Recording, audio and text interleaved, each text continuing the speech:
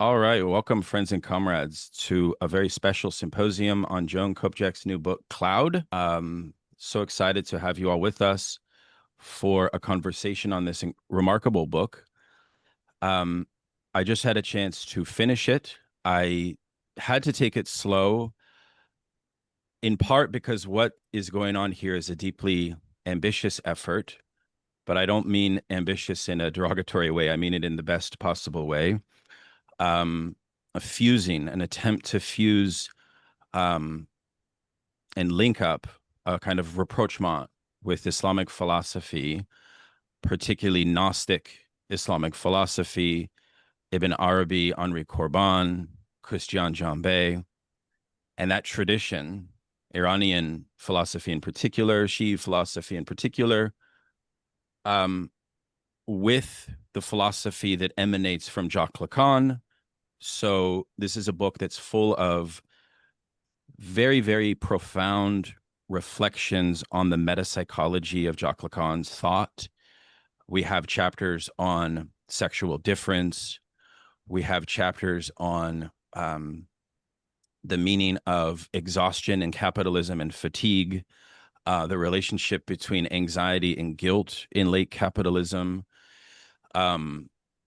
Very interesting conversations about the meaning of shame in the West and in relation to Islamic societies, Muslim majority societies. And of course, all of this is funneled through a reflection on Abbas Kiarostami, the great Iranian auteur, film director, whose work I'm admittedly only recently familiar with, and whose work, by the way, really is experiencing, as Farhang and I were talking about a moment ago, something like a renaissance, right? So you have Kiarostami come, from a Deleuzian angle, from a post-colonial angle, from a Lacanian angle, from a Heideggerian angle. Joan, I think, makes a case for the Lacanian Kiarostami unlike anything we've ever seen before. So really, want to congratulate you on this effort, Joan, and recognize that this has been in the works since the first time I met you, which you may not remember, which was 20 years ago at a conference. Which one? It was on Zizek, Uh-huh. and you were talking about the imaginal and Corbin and Lacan, and it's just really, exciting to see how this project has evolved. Could we begin, Joan, with just a sort of a comment from you, perhaps, about the journey of this effort to write Cloud and how maybe precisely how its origins, if you could speak to that. Yeah, well, it just I was responsible for our viewing pleasure in my home, and I used to bring in films to watch every night. And I just brought home The Wind Will Carry Us, and I didn't know what to expect. A video, and watched it, and it was astonishing. And that was it. And I also got a copy of the Cow, which is quite different. It's not a Kiarostami film. But I was just taken by the film. And I thought, well, I would do a kind of what the British called, a quota quickie, that I would write a really quick book on this director. I would focus on this and leave psychoanalysis, to the side. But of course, you can't leave it to the side. So I was reading. So I started. Sometimes, God protects the innocent. I was so naive to think I could, enter this. I didn't think that there were any obstacles. I just thought, I'm just going to do it. And I applied for a fellowship at the Radcliffe Institute, and somehow, this is God coming in and saving me. I got it, and there were people there who knew about who knew about Islamic philosophy or jurisprudence. There was an Iranian female lawyer who was there at the Radcliffe Institute. Her husband was in jail in Tehran. And there was Sari Nusseibeh. I don't know if you know him. He was the president of Al-Quds University, and for quite a while now. Let me see. I have a little. Here's his book. This is Sari Nusseibeh's book.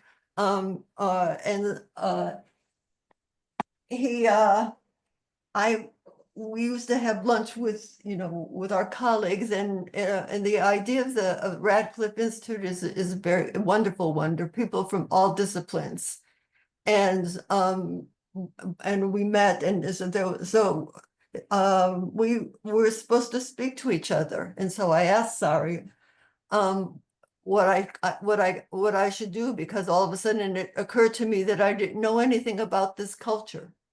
I knew nothing. And here I was going to embark on this project. So he suggested I read Corbin. And so I was reading it, and I thought, oh my God, this is hard. How am I going to use it? And then where is it? I have a picture of this too. No, I don't. Well, on the cover of one of Kiarostami's work, of Corbin's work, there was a picture of this zigzag, and I thought, my God, I've seen that in Kiarostami's film. So I thought, well, I have a connection here, and I just so I just started reading, and that's what happened. And then I was director of the Center for Psychoanalysis and Culture in Buffalo, and I founded a journal. And I, with my students, and I wanted the students to be working with me. There was only, I didn't have any colleagues to work on this. There was just the students and I. And so we were supposed to all be equal, and we would decide together what we would do each year. And then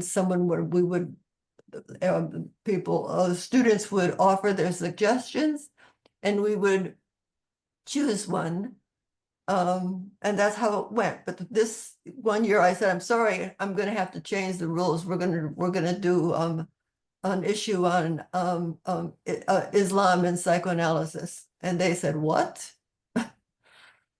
And right. Well, we miss the Umbra Journal, to be honest.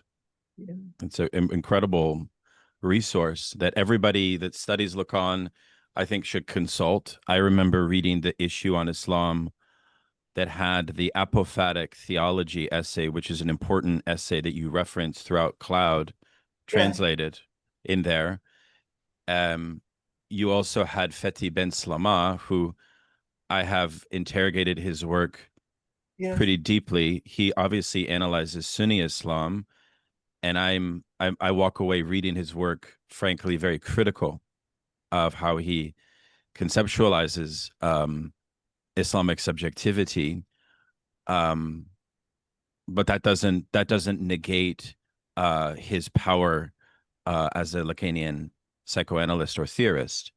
So there does become a political and an ethical dimension to this work of the wider rapprochement between Islam and psychoanalysis. For example, I wonder if you've read Norman O'Brown's late lectures on Islam and Sufism around the time of Iranian Revolution, right? So many people have attempted this rapprochement, and I think you should be congratulated for your work, because it's not easy. This is very difficult material, but the way you write has a way of kind of making things click and come together for me. So um, thank you so much, and thank you for being here.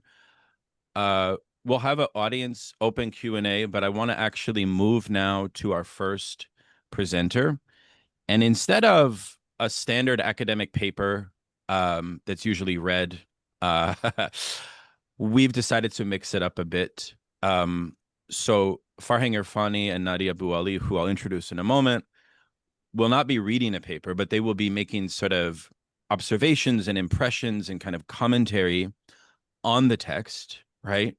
A particular chapter, a particular concept, a particular idea, and then we'll invite Joan to engage in a discussion on that particular question. They each have about 4 questions. And then once that's concluded, we will have audience Q&A. Farhang Erfani is a philosopher and a remarkable reader and expert on Lacanian thought. He's at American University.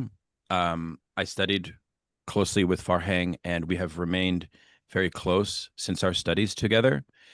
We were lucky enough to have him join our Lacanian reading group last week. We meet every Thursday night. For those interested, you can always pop in. And Farhang has written a book on Kiarostami, well, on Iranian cinema more broadly, but a wonderful chapter that we studied closely on the film called Close Up, which may be Kiarostami's most well-known film, a remarkable movie.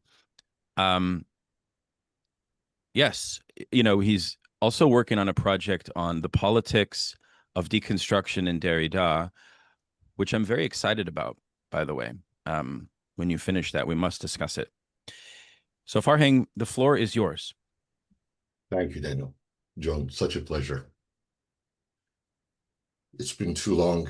And I remember when you were working on this project, part of the reason I thought I should get my book out well before you, because I thought afterward I may not have anything left to say once I read it. And reading you is, as always, such a joy. And I have 4 questions here for you, but we'll go one at a time. And the first one is the one that it's a question that I'm glad nobody asked me when I was writing about Lacanian cinema.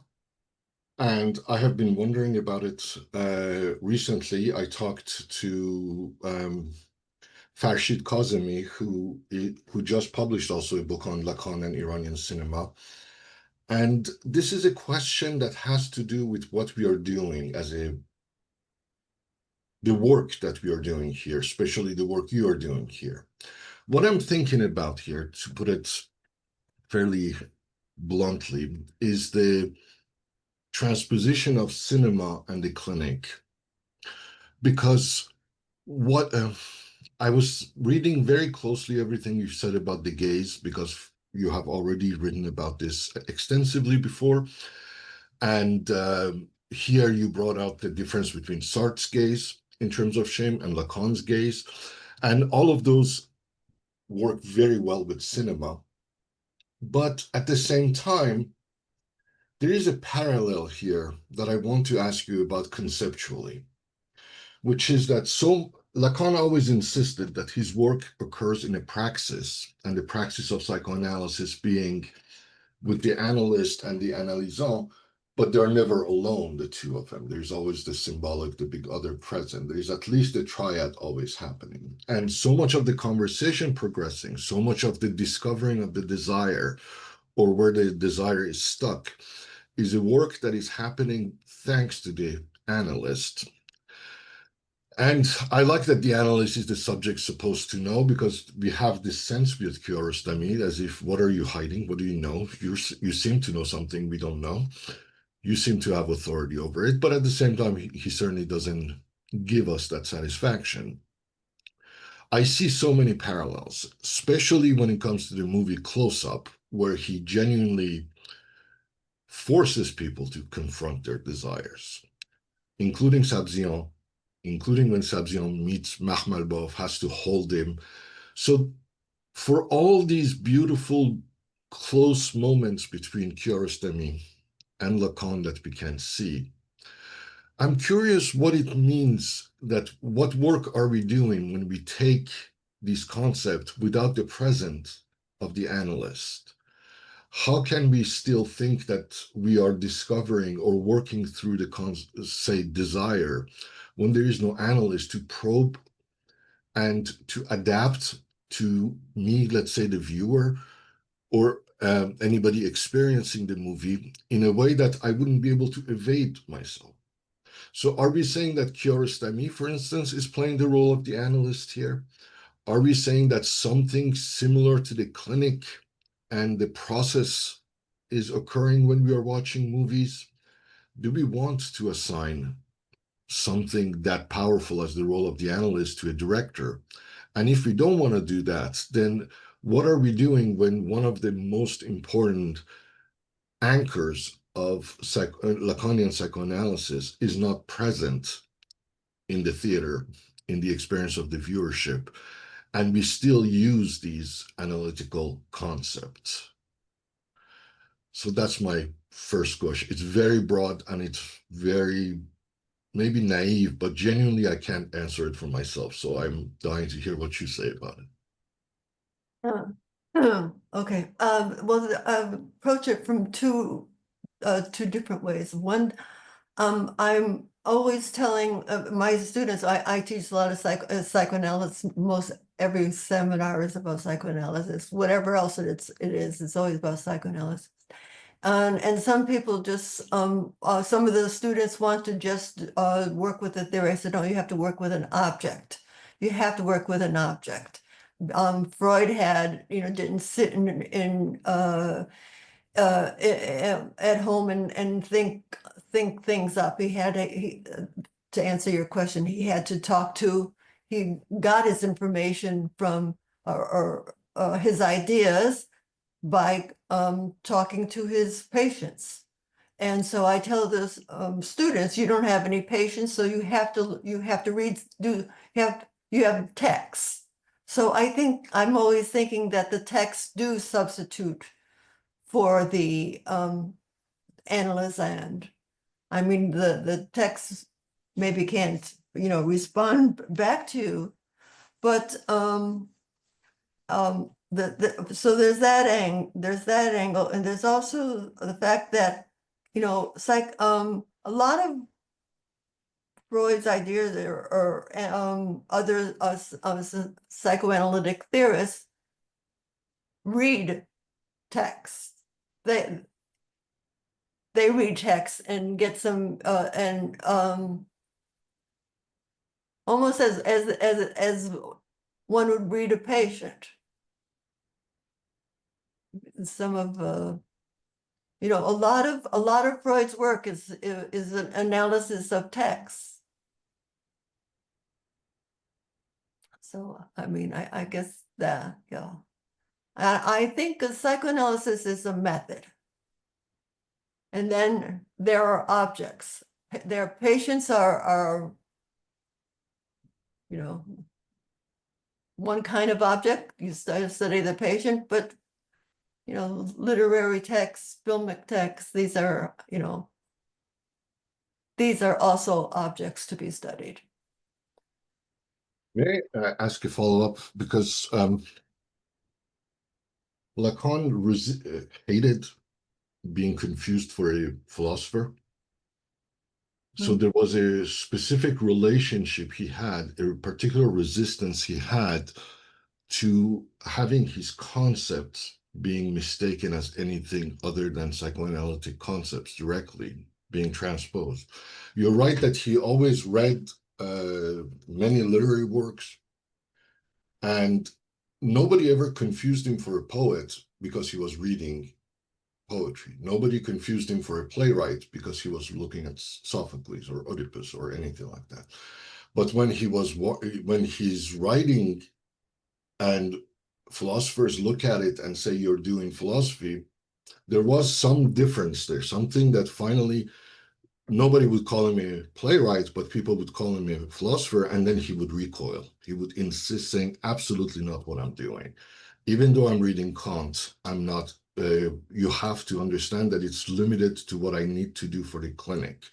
So are we saying that we are capable of taking his concepts outside of the clinic with the minimal loss in translation, or are we losing something fundamental in translation? And how do we recuperate that if we lost, or how do we compensate for that if we go that far? I think this is a big question, and in some ways I don't understand it, because it would mean that many of us who are interested in psychoanalytic theory don't have patience. Don't have. Absolutely. I have no patience for. I would never have a patience for a patient. Yes, this would be a very large question to ask. You're asking it not only to me, but is it legitimate to use psychoanalytic concepts to read a text? Yes. Like I said, I'm glad nobody asked me that question when I was thinking about it and writing about it, because I don't know the answer.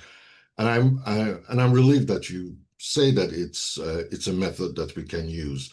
It's for me, some of the concepts that he has seem to resist more the translation than others, where we need to have somebody probe us. And I always wonder whether we are willing to assign the film or the director the capacity to probe us as viewers who are, for instance, thinking we are looking without being looked at, right? Some of them seems to translate better than others, right?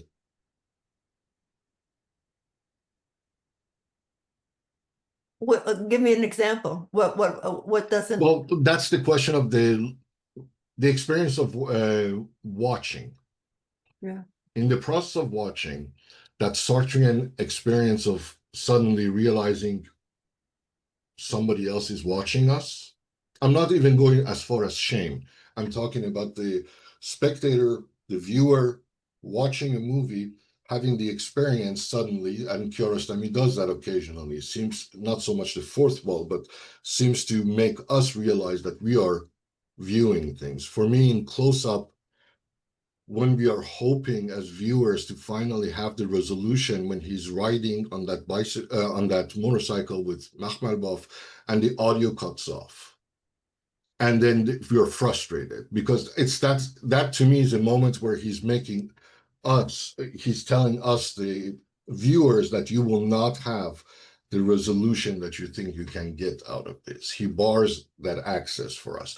So to me, some of these concepts seem to work, but I'm wondering if we are willing to assign the filmmaker an accidental role of an analyst, or a purposeful, somebody who's making us, especially in the case of Kiarostami, is he trying to do something like analysis to us as we view those movies? I don't think about what he's trying to. I'm reading his films. I'm the one, the analyst. I'm not thinking of him as the analyst. And the thing, and also to speak about looking, the analyst doesn't look at the patient. The analyst listens to what he's saying, and so that's what. Yeah. So it's not about looking. It's about it's about reading the symbolic.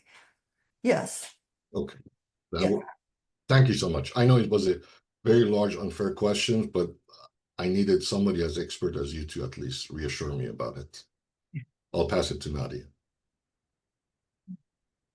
Let me do a quick intro. Nadia Bouali is actually based in Beirut. She's is practicing psychoanalyst and a professor. She's the author of Psychoanalysis and the Love of Arabic, which she and I did a great interview on that book. And I think Nadia forthcoming has a book on Arab Marxism with Verso, and is also the director of BICAR, which is a very dynamic conference that happens once every 2 years. I had the pleasure of participating in it a couple of years ago, and if you get a chance, you must participate in BCAR. Welcome, Nadia. Please take it away. Thanks, Daniel. Hi, everyone. Hi, Joan. It's so nice to see you after many, many years, and so much has happened. And this book has also happened, and it was a great pleasure to be invited to talk to you about it. I've read the book twice, and with the second reading, and I think if I read it a third time, more will come out. There's so much in it. I think there's so many layers, and maybe what I can try to say is name a couple of how does one put places within which I think the book intervenes. So, and then from these points, try to kind of ask about something or bring up a discussion with you about what you introduce in the book. So I think, of course, as Farhang has already said, there's clearly a serious intervention into, I think, film theory, into cinema studies, and in particular, I think the intervention that you make into theories of the image, I think is very important, and is one of the highlights of what you do with Kiarostami's stills, his long shots, etc., the techniques and the moments that you capture.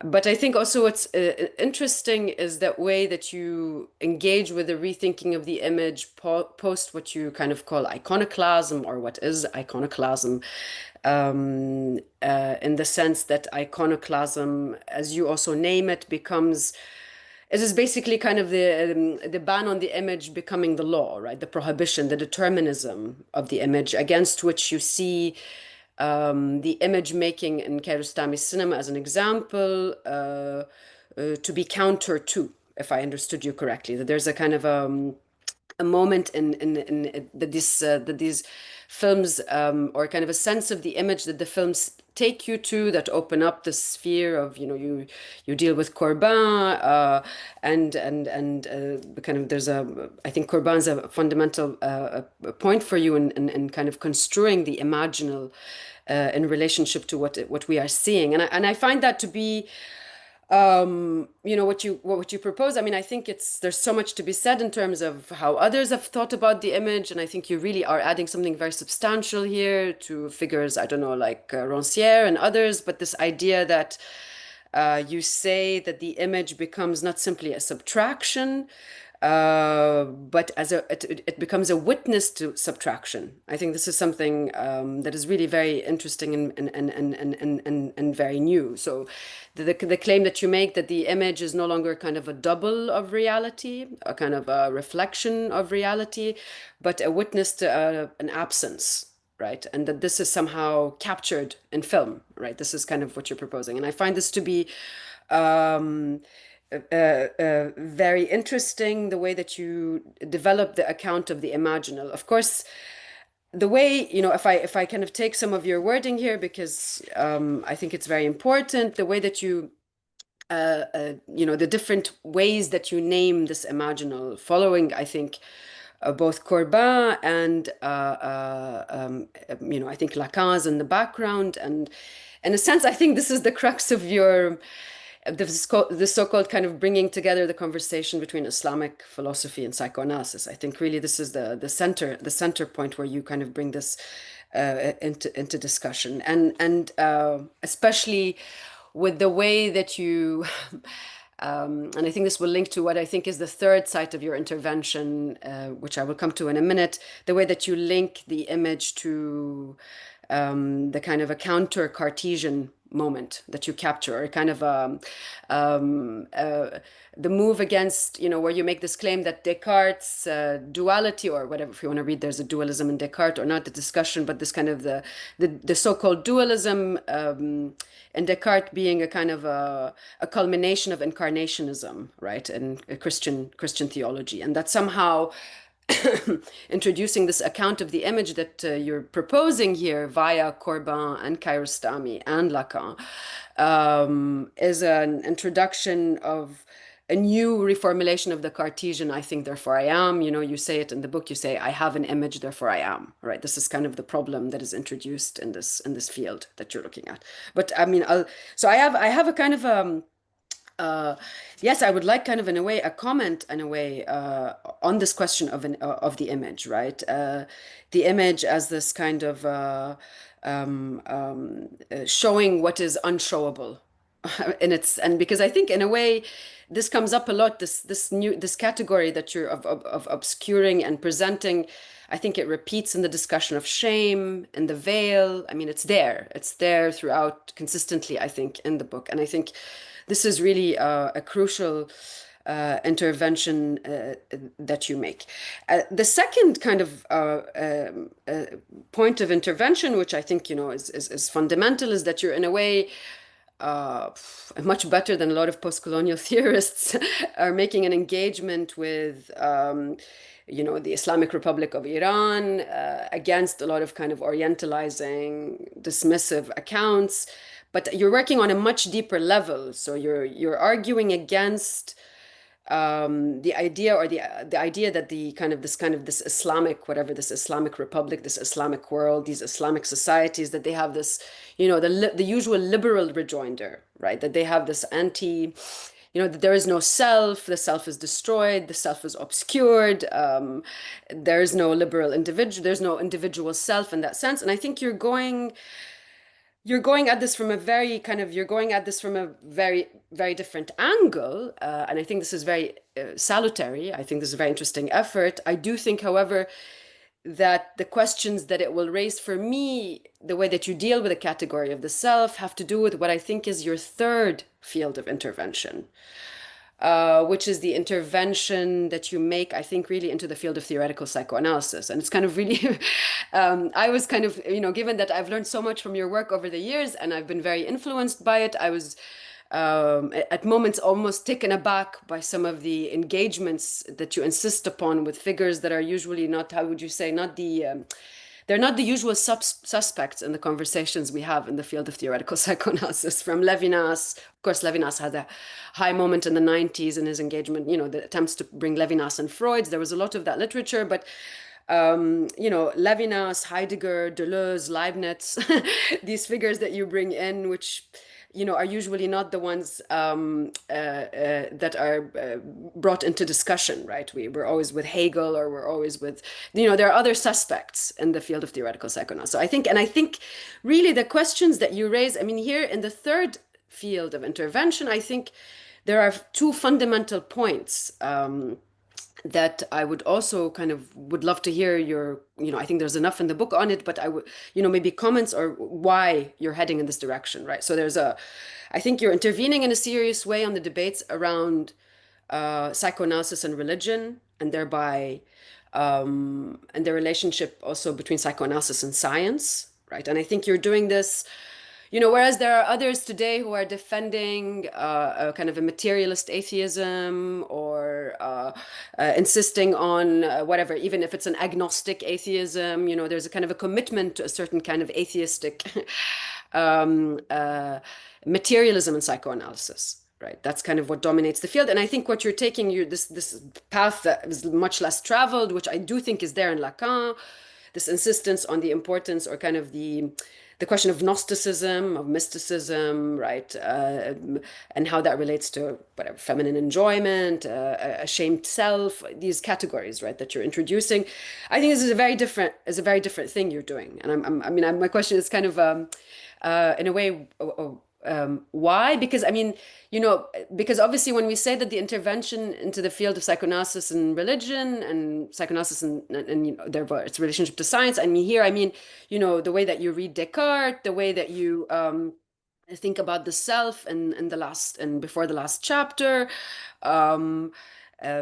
seems a bit to be heading in a different direction from kind of our usual commitments to kind of a subject that acts, a subject that speaks, a subject that gives way, does not give way to their anxiety, but goes through a transformative, a passage à l'acte, all these things that Lacanian theory has been committed to for so long, right? I feel like you have really, there's something here that you're doing that is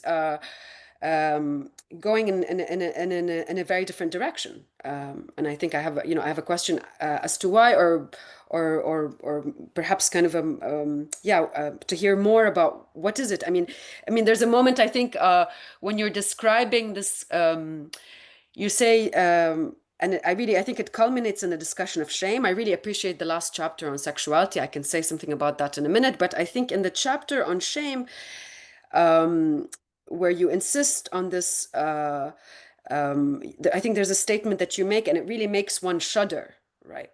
Where you say, the shame somehow captures the accident of death, right? In the face of the persecutor, in the face of the law, in the face of the executioner, right? That there's this kind of there's something in this that I see it is very close, perhaps, to a kind of Islamic, whatever, sentimentality, sensibility, mode of being, but also perhaps there's something in this that is also complicit to our moment of no way out, right? Because it seems to me at the beginning I was thinking, oh, is Joan going to be making a Levinasian claim that there's some kind of radical alterity, right? And this kind of in this kind of Iranian, space or whatever. But then obviously you catch Levinas where he falls with Lacan. You do that, I think, magnificently. But I think that there's because precisely it seems like there is no way out. There's just another way of being in this kind of within the abstractions of capital. Because iconoclasm, is linked to abstraction as well, right? So I didn't end up feeling that there's something right in this in this kind of the present, in this kind of very generous effort to engage with this kind of culture, let's put it this way, that would place it in a way as a possible alterity. It's just kind of a misconstrual in a way. There's a necessary misrecognition of the way that culture, whatever, inhabits or kind of intersects with the drive that is different from the West. Okay, so I have a lot of comments here. Maybe I'll stop. But I think that these different layers, they give way to each other, right? But I do think that, that there are many interventions you're making, and yes, it's on Kiarostami, yes, it's on Iran, but I do think that you're making some serious claims within the field of theoretical psychoanalysis that I for one, at the beginning found a bit surprising. So yeah, I'll just say that now, and then maybe we'll talk more. Yeah. I'm surprised because these things haven't been written about, or because of my position. Your position, I think. No, I think your position, absolutely. Yeah,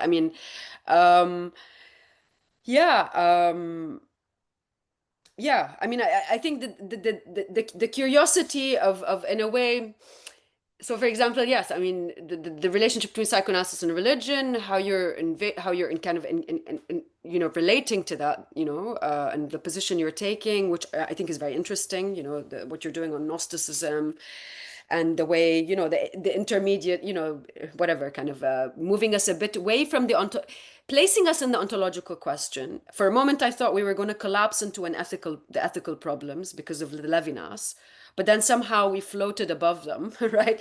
So because I was very pointed in what I wanted to take from Levinas. It was very specific, and I forgot that chapter. Yeah, so it wasn't. Yes, I understand. Yeah, sure. Yeah. I don't mind taking, different positions. I like combat. And one of the things that I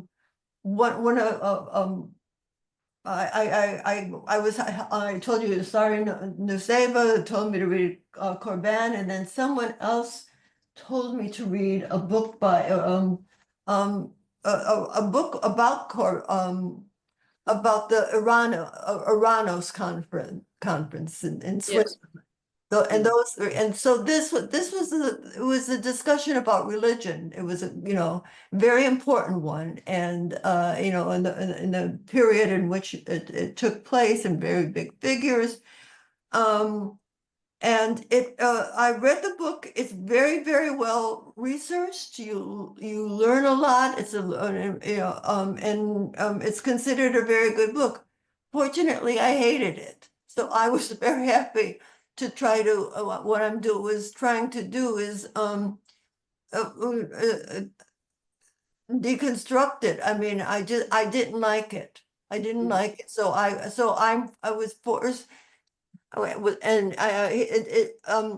the author of the book,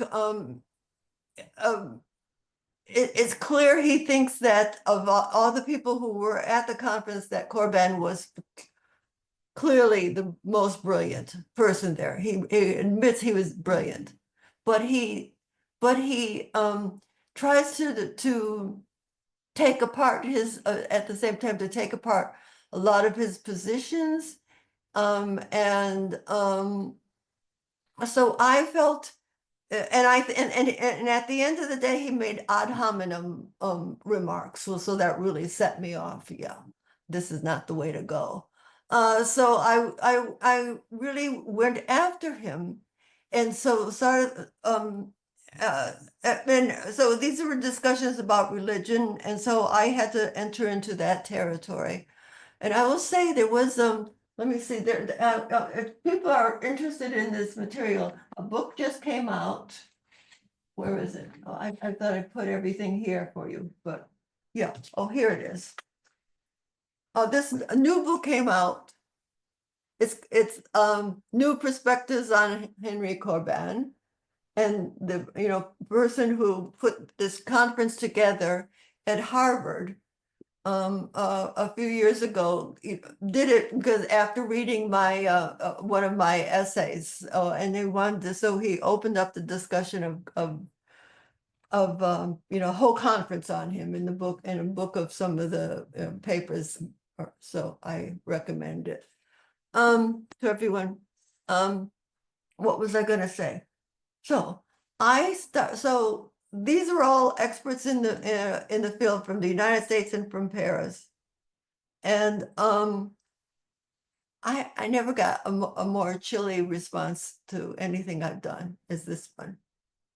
I just was like, everyone was like running the other way when they saw me. It was because I attacked this person, this Wasserstrom, who is considered like the authority. And I said, I'm sorry, but you are wrong. I would chase after people during the whole conference trying to explain to them. But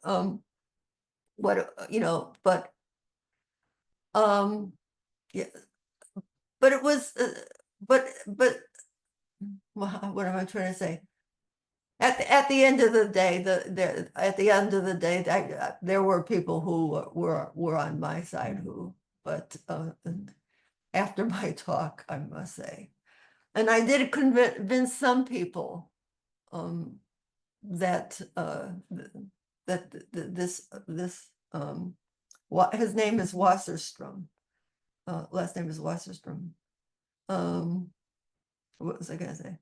But it was helpful because it was about the debate about religion, and also what was going on in Iran at the time. And the polemic he sets up is Corbin versus Khomeini. Yeah, Corbin and Khomeini. So I thought he was on Khomeini's side. I didn't, so that was, and there were people, there was and this was really going on the streets of this debate. It wasn't something he, cooked up in his own mind, put these, I mean, they were at odds with each other, but this is discussions on during the Iranian Revolution. There were discussions among people, about, the difference between Korban and Khomeini. So I was very happy to be able to, bring that into the picture. I see my book as kind of two parts. The first part is, the first section is about the relation. It's a kind of cultural, religious, discussion, culture and religion, and it interests me that. Yeah, and then the second part is more about sexual difference and and shame. So another kind of difference. But what was I going to say about I forget. Rambling on. Oh yes, the fact that many of Kiarostami's films are, that he is a kind of stranger to his own culture. The way he wanders around and he doesn't understand his his own culture. So that gave me a chance to talk about, because yeah, again, the initial fear of my saying something, intervening in this culture, and I would go to people, I would talk to people, Iranians people, and I said, how much I like Kiarostami, and they say, oh no, he's not the best, this one is better, this one's better. I said, no, Kiarostami is the best. So, but I thought, well, what nerve you have. But the thing is, why is it that I could think that I could intervene and say anything? I was always, besides the fact that I'm a naive person, what theoretical reason, can I give for the fact that I could, read? And I was thinking that, like, I was having this problem, and Kiarostami was doing the opposite. He was a member, he was a part of a society in which he didn't understand. And so, so we were, mirror images doing the, precisely, the opposite thing. But that's part of becomes part of the argument too about, what a culture is, and the fact that it isn't, homogeneous. And yeah, and how is it that I could read it? And then usually I just adopted, whenever I get this question, I always tell people I have a one word for you, or one name for you, and that will be the end of it. I say Shakespeare. That's it. That's the answer. Isn't it the case that good, art doesn't have just one audience, but has a broad audience? Isn't that what makes it, or the fact that it, can be read by people in other countries, and over time, I think that's what, so that's the best answer I can give people. I just say Shakespeare. That's it. Wonderful. Farhang, did you want to maybe pop in and then we can return back to Nadia? But before Farhang goes, I just wanted to say, I think you just said this book is split into two sections. I think that's right. But I did appreciate in the second section, you brought back a bunch of things and claims, right? Yes. And yes. one things I really like, and here I think maybe your first introduction to this when you first read Encore by Lacan, probably many decades ago, right, was his own treatment of Islamic philosophy, which was unfinished. But in Seminar 18, another thing Lacan hinted at but never fully developed was this question about whether he is a nominalist or a realist. And one of the things I thought was very original in your book is that you show a new genealogy of realism founded in apophatic theology and Islamic thought, grounded, frankly, in the Shahada itself.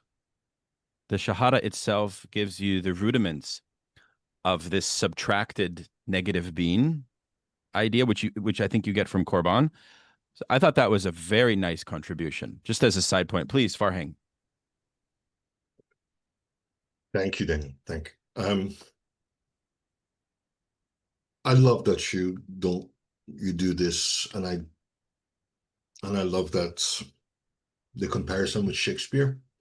It actually takes me to my next question in terms of comparison, and I'm thinking not so much Shakespeare, but James Joyce here. The reason I'm interested in this is reading through your work, you put perfectly into neat formulation or perfectly explaining how Kiarostami doesn't have these resolutions. I love the resistance to interpretation in your analysis of Where is the Friend's House. You show that Ahmad's failure to return the notebook, as you say, is given no psychological, physiological, or any other alibi. As in, we just won't have that. Kiarostami, the film refuses what you call the flat, horizontal logic of narrative, cause and effect, and so forth.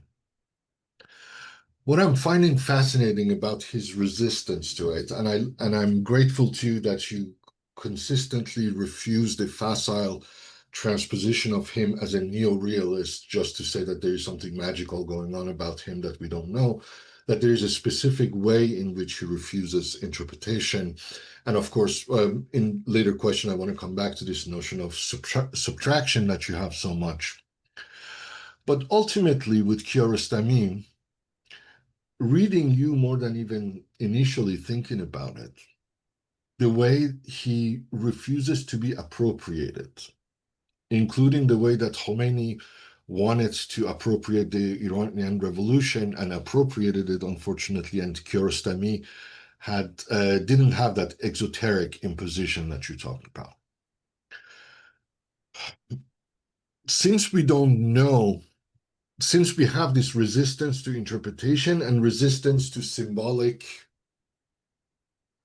overtaking of his work, is there something that we can think about in him that it's kind of like Lacan's reading of Joyce and the symptom, in which his symptom was sustaining Joyce outside of the structure that Lacan otherwise would have expected, and that Joyce was reading and writing in a way that was self-sustaining, even though Finnegan's Wake from outside, there will be no perfect interpretation of what he's doing with words.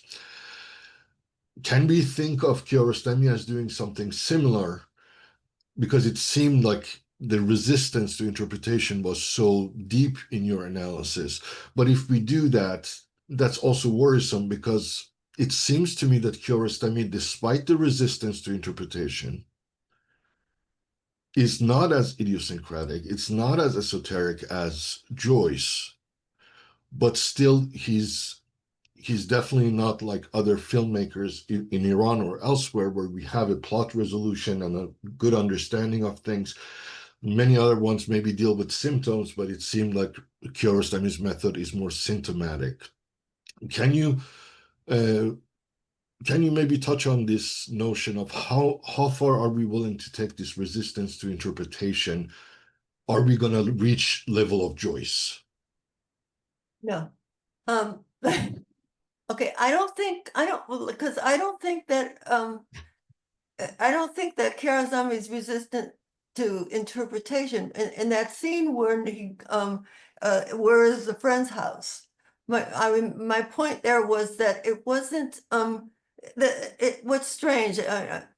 If you haven't seen the film, this boy runs looking for his friend to give him the notebook which he took by mistake, and he wants to return it. And so he's most of the film he's looking for his friend, and he wants to he did something wrong and he wants to repair it. So he wants to give the book back. And the word friend, is not just an ordinary word of friend. It's something, more than that. And so, but he runs, we see him running around all the time. And then we see him at one point go to this place and ask, and it isn't the friend's house. And someone comes to the door and, oh, this isn't it. He then goes back again. And he arrives at the same place. And I think how peculiar, we don't know. It's the secondness of the whole thing is you have to think. We've already been here, and you know that's not it. And Yes. so I said, what I'm saying, it's not that he's resistant to interpretation. He's resistant to a narrative interpretation. So we have to understand what this doubleness means. Why the second time? And what does it mean that after that he goes back? And so I took and I just say, well, that he's saying something about how an image can be used. What is the image to image? And what I say is it is not being used didactically. It doesn't point to something else. And it doesn't point to something else because what happens is the boy understands that it's the friend's house isn't going to be something external, an existing reality that he has to, it's and that you can't simply repair something, so it's a question about friendship, but it is a question about the image. How can an image function? And and I'm saying at this point that it's not, it doesn't work, function didactically. It doesn't say this is an image of that, or that something exists out there. May I ask, how about moments, as you beautifully described, the early part of Close-Up, when the reporter and the officers are going to arrest Sabzian, and everybody expects to see that scene, but instead we have that moment of the taxi driver making an ad hoc bouquet for himself and kicking that can of bug spray that just rolls down for 39 seconds or so down the hill. Those are moments where you show us again that Kiarostami doesn't let us go where we expect it. There is a breaking of expectations there, right? Is that the same kind of use of image, or is that something different entirely? The thing with that, well, what happens in going to twice is completely different. What's happened here, it's strategic because we have to have all this information.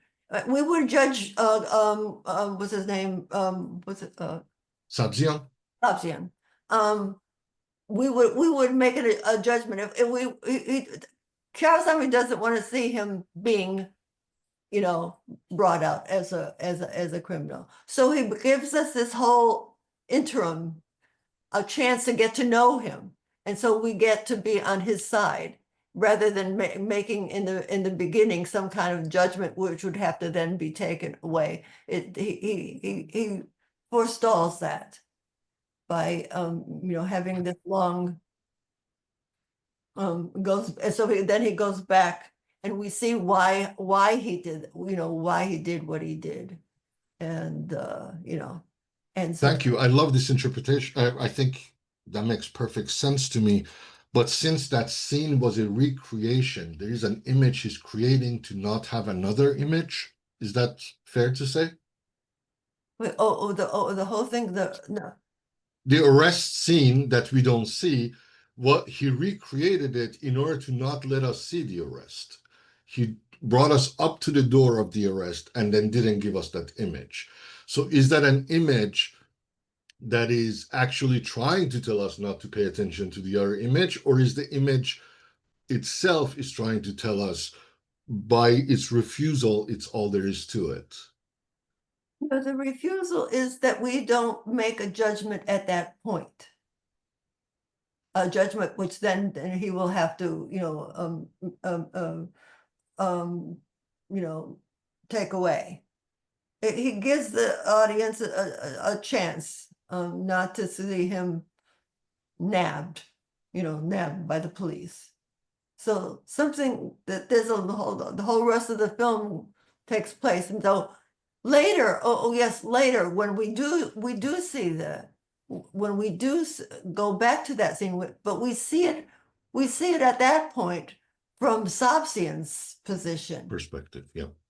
So that makes a difference rather than, seeing it, from the police perspective. It gets a chance to see it from a different perspective, and that, we know that he knows, and that he's acting in Kiarostami's film, that this is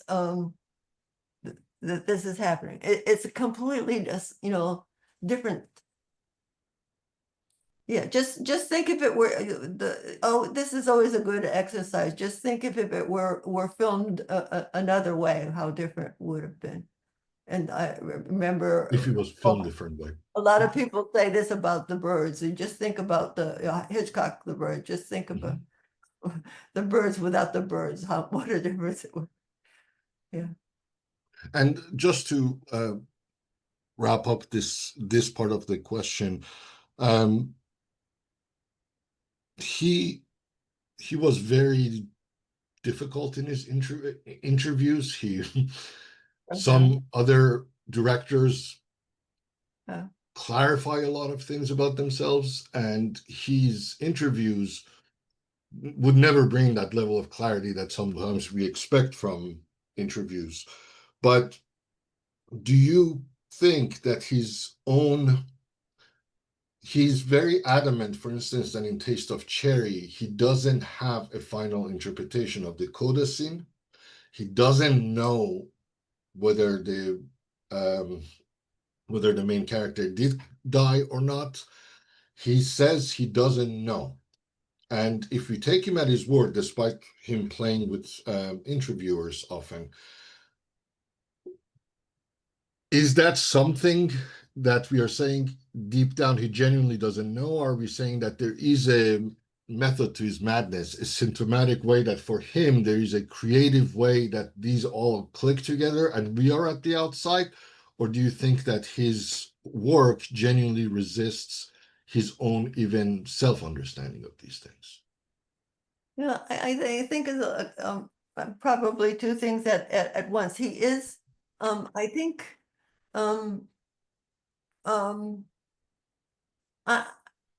he doesn't think lying is wrong. I mean, he thinks it's, lying is a good thing. So he's not, so you're not going to insult him by saying you're a liar. I mean, he thinks there's, it's a positive thing in his work. So that's one thing to know. But there is also, I think that I think that artists, whether film directors or novelists, or they don't know. I mean, they know a lot, and they try to they know a lot, but there's something I'm writing now about Francis Bacon. So I could say this about about him, that sometimes he says he knows what he wants, but he doesn't know how to do it. And I'm been thinking about this in the last couple of days. What is he talking about? I don't think he said it exactly correctly. He knows something. This idea of, I know, I got it from my idea from Lacan, where I get most of my ideas from. And there's something, what it is,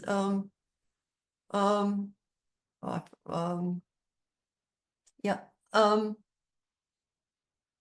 yeah, this, I know, it's from seminar 7, the ethics seminar. It's about, what does he say? Oh, the reality is, and yeah, is only affirmed at the margins, as a, why talk about reality? This is something out there, but there's something else that is more important, that precedes it as so reality is affirmed at the margins. And then he talks about this notion of need. And he said, and he says that, he's using Freud's German, and he said that this word need means something, is a very important word. It's an urgency. It's an urgency. It's emergency of life. And so there is a need. So I think what Bacon, and I think I think we could say this about Kiarostami too. Sometimes you have this need, you don't know how to do it, and you try things, and then something will, but the need is not it's a thrust. It's something that's non-negotiable, but you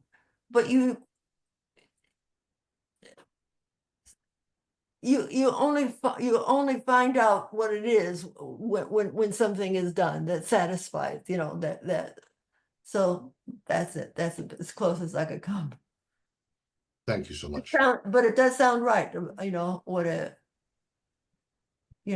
this idea that, or I guess you could think about,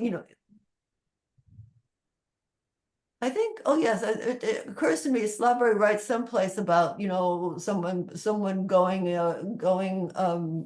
before this committee, this tribunal,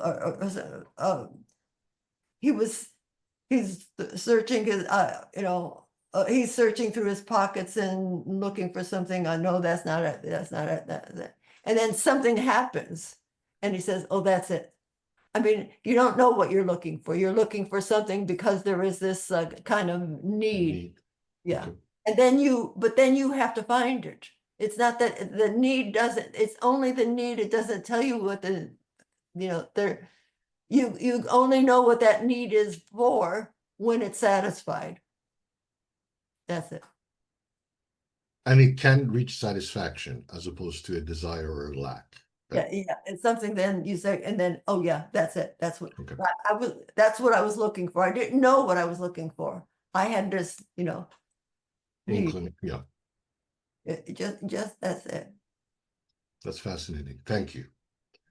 I'll pass it back to Nadia. Okay, brilliant. Yeah, Nadia, please jump in.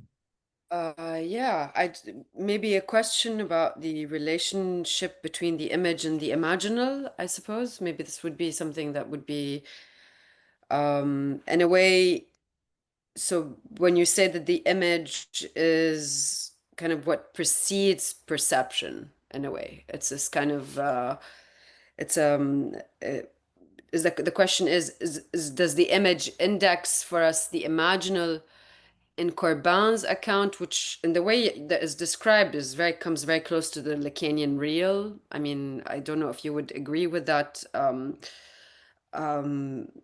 statement, but the way that you describe the way that the imaginal is you call it's an opacity, you call it an actual impossibility.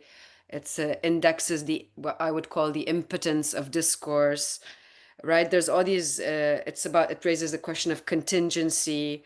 It gives form to non-existence, right? It kind of, it's not a space, but a non-relation. So this kind of, so I guess the question is, I guess it's a question about the image's relation to the imaginal or the real, because I think a lot hinges on this. I think what you're doing is, with this distinction that you take from Corbin between the lux and the lumen, different kinds of light, which I gather to be also a way I mean, an intervention into kind of what do we have left of the Enlightenment in a way, you know, what is left of the light of the Enlightenment. And I think you're saying something, you're saying almost that the looks of the Enlightenment, when it becomes a tool, an arrested image for the surveillance of the state, right? I mean, I think also, you know, the pun in your title, we're all surveyed by the cloud, right? At the moment, you know, there's a genocide being undertaken by a cloud, by, you know, by whatever data that is in the place of an image, right? You know, so I think there's a very interesting pun in the very title. But yeah, so my question is, yeah, it's about this, the relation between the image and the real, the image and the imaginal, precisely because I think so much of what you're doing kind of, yeah, hinges on this.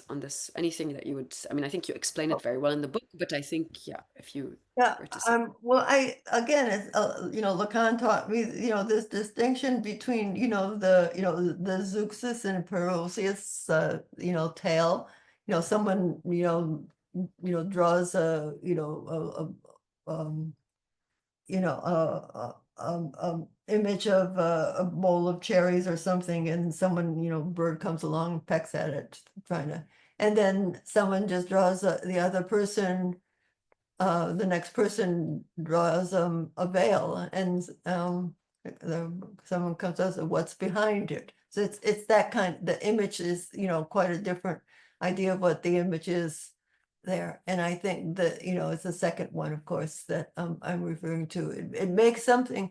It makes it. Yeah, you want to know what's behind it. Yeah, you will. There isn't anything behind it, but you know, this is yeah. Yeah. And this nothing is in a way what the imaginal, I mean, I think what you're saying is the kind of the Gnosticism in Islam based on Corbyn's reading leaves a way to think that, I mean, that's why I was saying, I mean, despite all the kind of claims, you know, that, you know, it's only with, you know, Christian theology that you Well, can, yeah. So, I mean, I think this is, one of the first things that, you know, attracted to me, I wanted to write about, you know, I guess I was, no, wasn't, yeah, I guess I was already talking about Kiarostami, but someone in Japan told me wait, I'm now forgetting, oh, my mind slipped, oh, the fact that, you know, that there's the God, there's the God is not the Father in Islamic. God is not the Father. So I was thinking, oh my God, now how am I going to use psychoanalysis without, you know, yeah, this seems to be, yeah, that interests me, that God is not the Father. God is not one of the 99 names of Allah. Or, I'm sorry, the Father is not one of the 99 names of God. Yeah, but Ben Slama makes a big point about this, but yes. I don't think I agree with a lot of his conclusions, by the way. But Jean Bay deals with it. Have you read Jean Bay is very good on the subject, but you know, I think that the God is not the Father, and not in all the, you know, like a lot of the what are they called? I forgot. But yeah, well, and the term that I picked up from Schelling is the lateral, you know, monotheism. Yeah. So there is not one person at the beginning. I mean, it's not only, you know, in the idea that God is not the Father. There's no Father. There is no Father. There's no first. There's no one at the beginning. So this already gives you, you're already a set into, you know, already, you know, there's no beginning. That's what the whole question of beginnings is so important, because you don't start here and, you know, like you don't have this kind of chronology at first. So the idea of God not being a father in Islam is, that's attracted to me to it immediately, of course. It's important. Let's turn to Farhang for another question, if we could.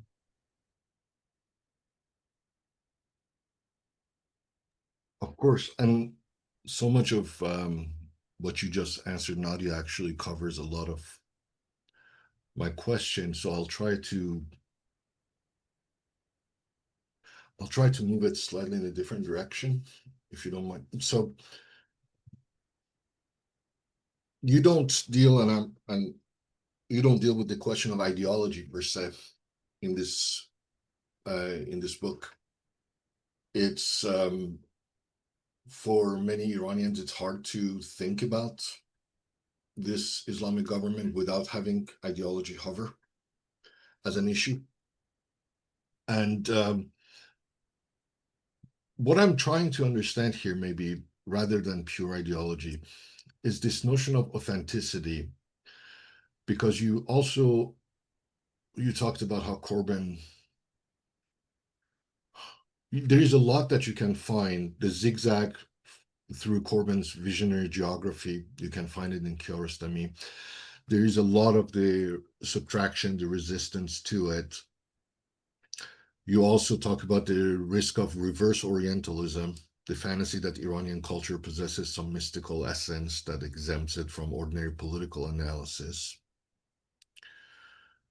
So what are we doing when we are talking about Kiarostami's work ultimately in terms of where would we place it? As in, how do we distinguish between Islamic philosophy as a critical tool and Islamic philosophy as cultural authenticity?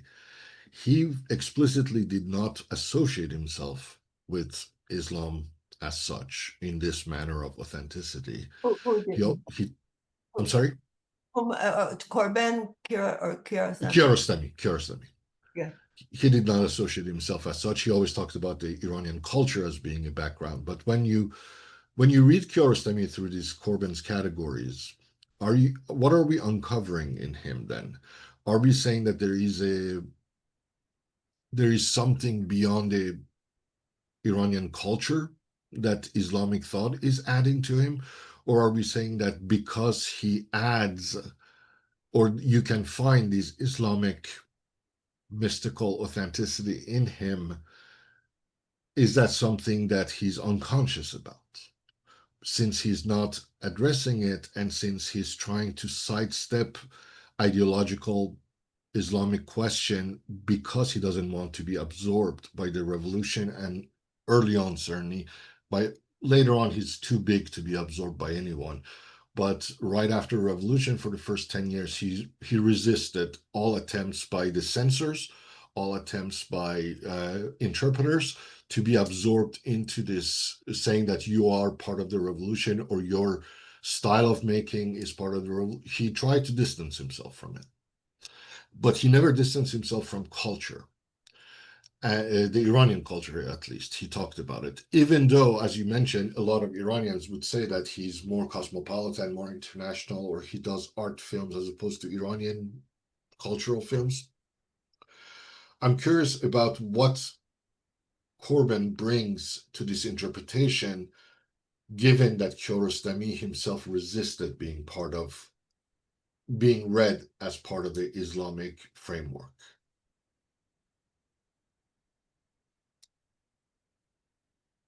I don't even know what that means, to say that. Well, to put it simply, when I was reading you, and maybe this is me being Iranian with having a severe allergy to Islam at this point, where I get hives when I think too hard about it.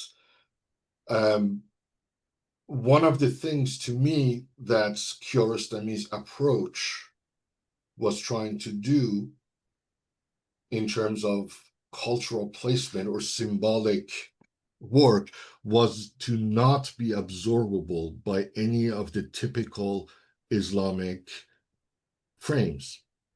And here, when you're bringing Korban to it, are we saying something deeper about how he's being more authentic than he realizes? I'm trying to understand, are we assigning something to his unconscious when we compare him to Korban and it fits the bill?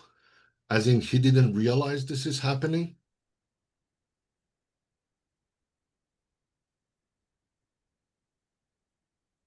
I mean, when you say Islam, you wanted it to be just a religion?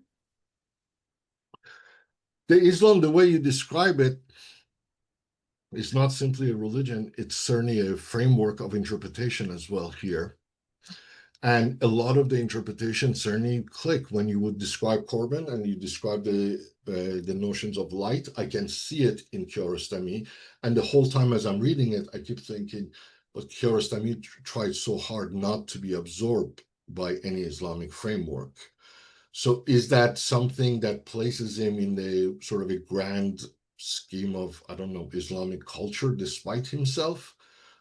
What are we doing when somebody who says that Islam has too many answers for him, he doesn't want those answers, and he's trying to work outside of it?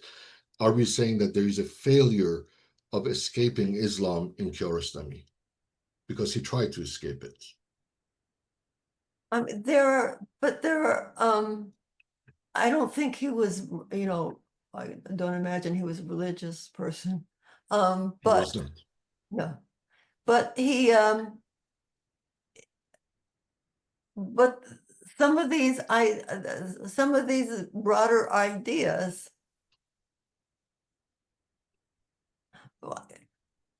Kiarostami was one of the few directors who stayed in Iran. I think that's an interesting fact. A lot of people, a lot of directors, especially ambitious ones, left the country, and so he was one of the few that stayed there. There was something he stayed for. I don't know what it is. But he was untouchable practically because he was too big. That's part of the reason he was comfortable in Iran, because he was by taste of cherry, it's too late. He's untouchable. They can't just suppress him easily anymore. And he knew he had a range that others didn't. No, I forgot what the date of Taste of Cherry was. I think it was 97, sorry.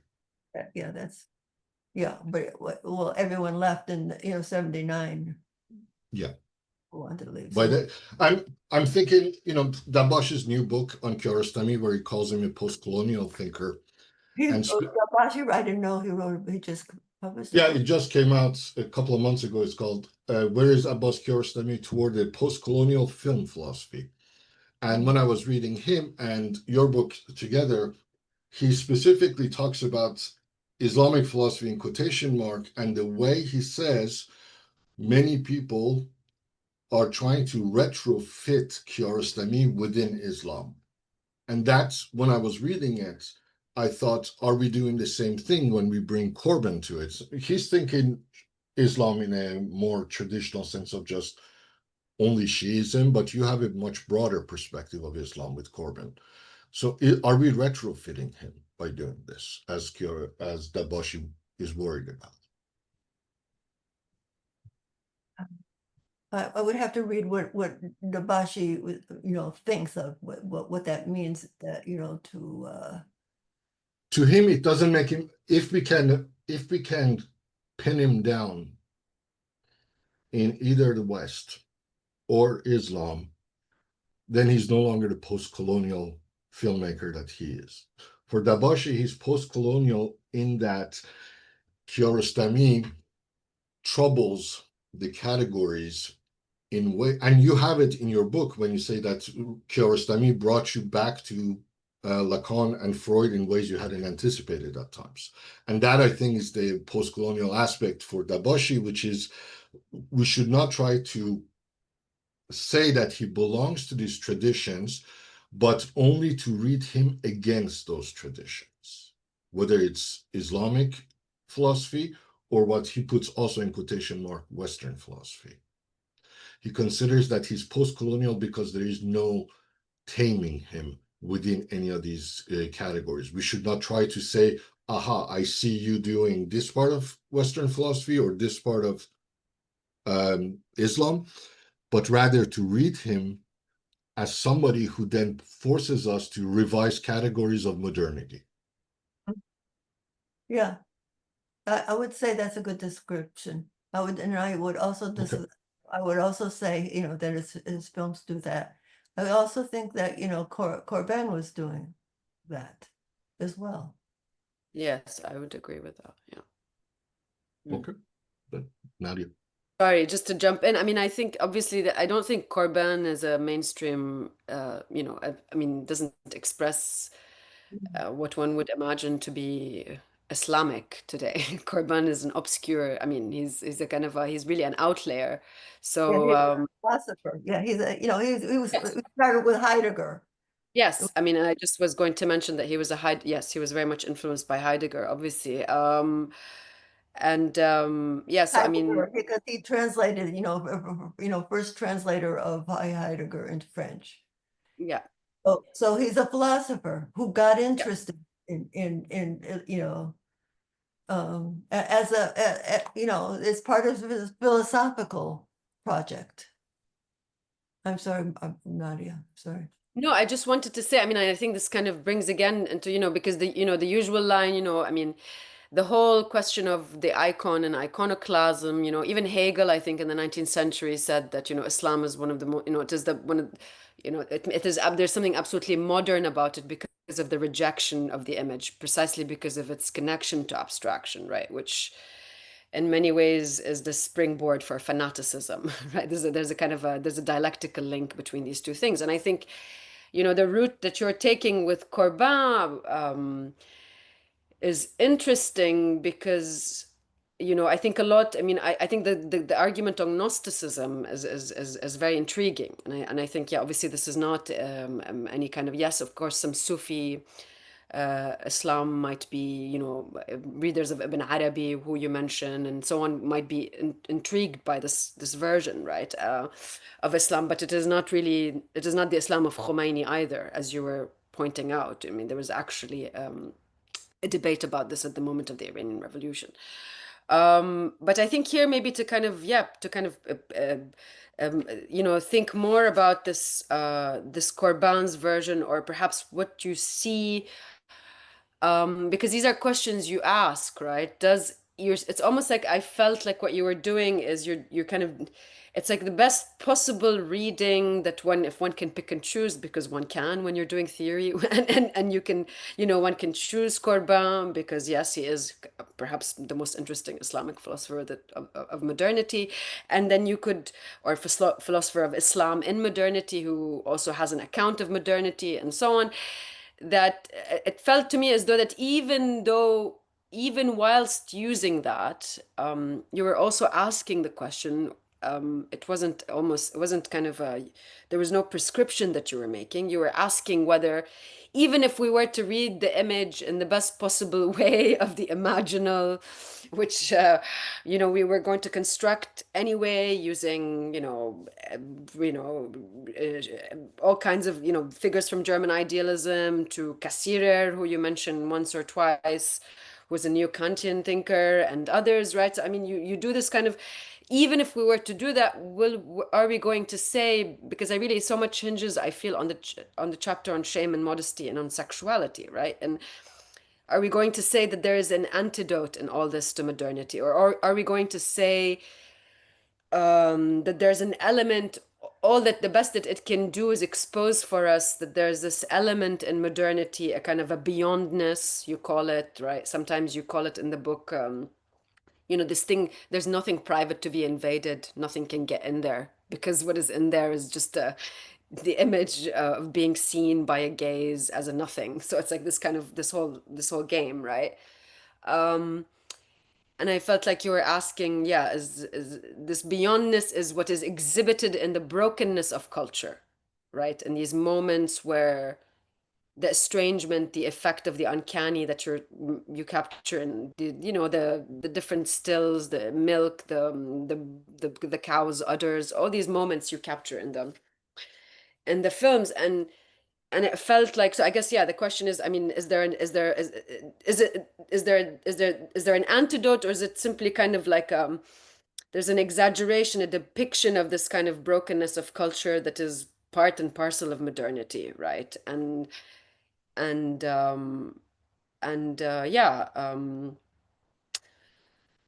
so yeah, I mean, I think this is kind of I felt like you end with a question.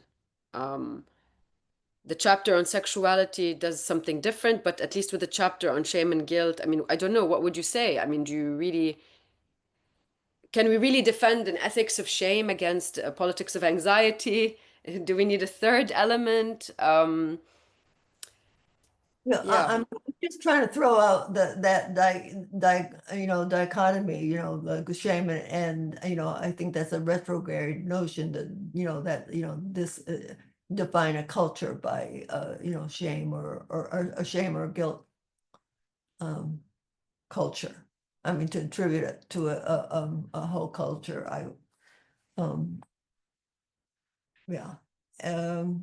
And at the time you know, I wrote it, was particularly in the news too. We thought, you know, not we, people in the United States, you know, thought that you know that yeah. Well, anyway, I don't know. So I was trying to get rid of that and just guilt and shame used that way to describe cultures. Yeah,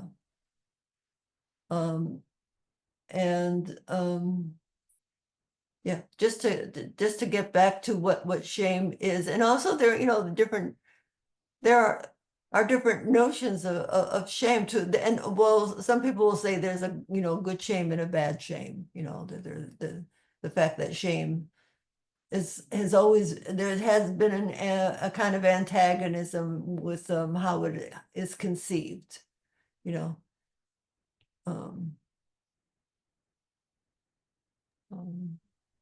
Wonderful. I have a question later about your chapter on May 68, and I really, really, really love the way you introduce the myth of the lamella as a myth of modernity, and also the way that you provide an account of the kind of tyranny of the university discourse.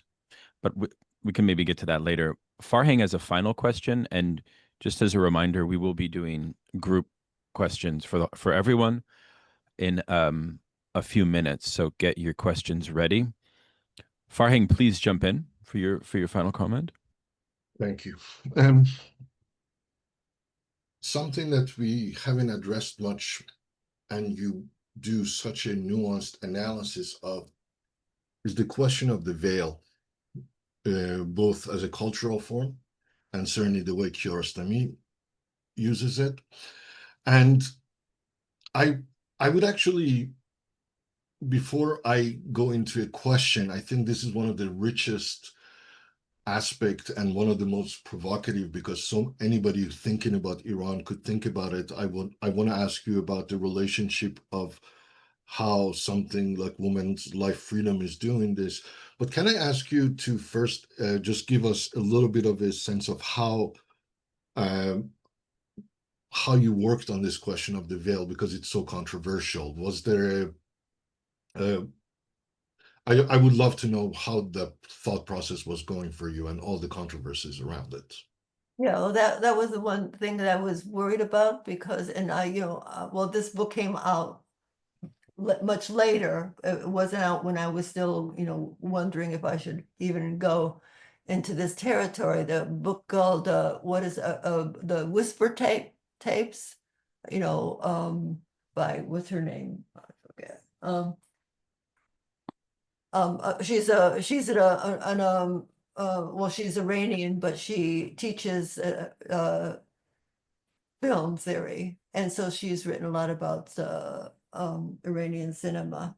And you know, so it's these during the revolution, during the revolution in Iran, the groups of women, well, most of them came from France and some from the United States to go to help the women.